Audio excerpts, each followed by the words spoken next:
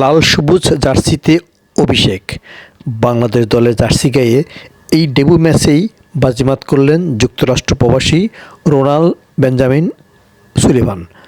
এই রোনাল্ড সুলিভানের জোড়া গোলেই বাংলাদেশ অনূর্ধ্ব-20 সাফের প্রথম ম্যাচেই 2-0 গোলে হারিয়েছে পাকিস্তানকে। এই জয়ের ফলে বাংলাদেশের সেমিফাইনালে যাওয়াটা এক প্রকার নিশ্চিত হয়ে গেছে। এখন 28 মার্চের ম্যাচে বাংলাদেশ যদি ভারতের সাথে ড্র করতে পারে তাহলে চলে যাবে শেষ চারে। এই রোনাল্ড সুলিভান প্রথমার্ধে গোলের চান্স পেয়েছিলেন, বাংলাদেশ দলও ভালো খেলেছিল কিন্তু গোল করতে পারেননি।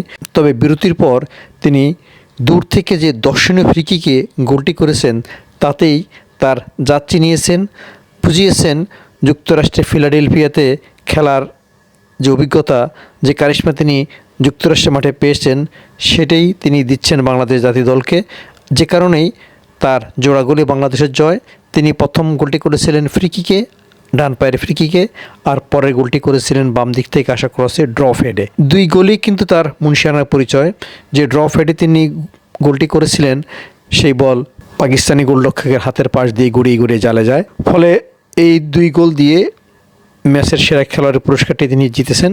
আর ম্যাচ শেষে বাংলাদেশের পতাকা হাতে যেভাবে তিনি জড়িয়ে মাঠ প্রদক্ষিণ করেছেন, বাংলাদেশের জার্সিতে চুমু দিয়েছেন, এই সবই কিন্তু তার দেশের প্রতি ভালোবাসার, দেশের প্রতি আন্তরিকতার একটি প্রমাণ।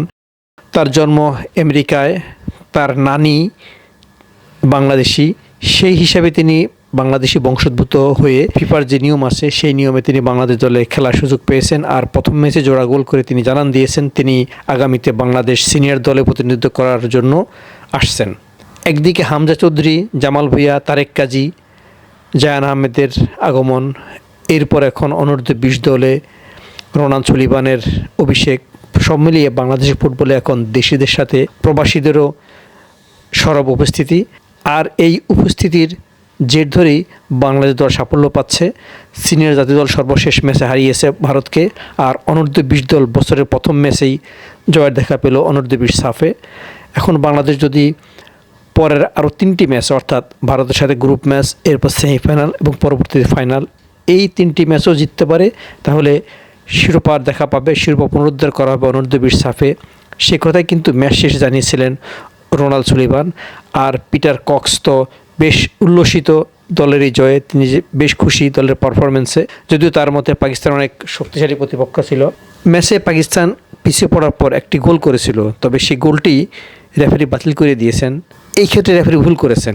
গোলটি কিন্তু পাকিস্তানের প্রাপ্য ছিল, গোলটি জেনুইন গোল ছিল, হেডে গোল করেছেন পাকিস্তানি খেলোয়াড়, কিন্তু রেফারি এটিকে ফাউল দিয়েছেন। আর ফাউল দেওয়ার কারণে পাকিস্তান গোল বঞ্চিত হয়েছে। আর এই সুবাদে বাংলাদেশ পরে আরেকটি গোল দিয়ে ম্যাচটি 2-0 জিতে নিয়েছে। এটি তাদের জয়ে শুরু করা মালেতে অনুষ্ঠিত আসর। এখন মালদ্বীপের মাঠে বাংলাদেশ যদি রেকর্ড গড়ে শিরোপা জিততে চায় তাহলে পরের ম্যাচে, অর্থাৎ ভারতের সাথে গ্রুপের শেষ ম্যাচে, এরপর সেমিফাইনালে এবং পরবর্তী ফাইনালে এই 3 ম্যাচ জিততে হবে। তাহলেই বাংলাদেশ দলের পক্ষে প্রথম শিরোপা জেতা হবে মালদ্বীপের কোনো মাঠে, অর্থাৎ পুরুষ ফুটবলে বা ফুটবলের যে কোনো লেভেলে মালদ্বীপের মাঠে বাংলাদেশের প্রথম শিরোপা জেতা হবে এবার, যদি বাংলাদেশ পরের 3 ম্যাচও অপরাজিত থাকতে পারে এবং কাঙ্ক্ষিত সাফল্যটি পায়।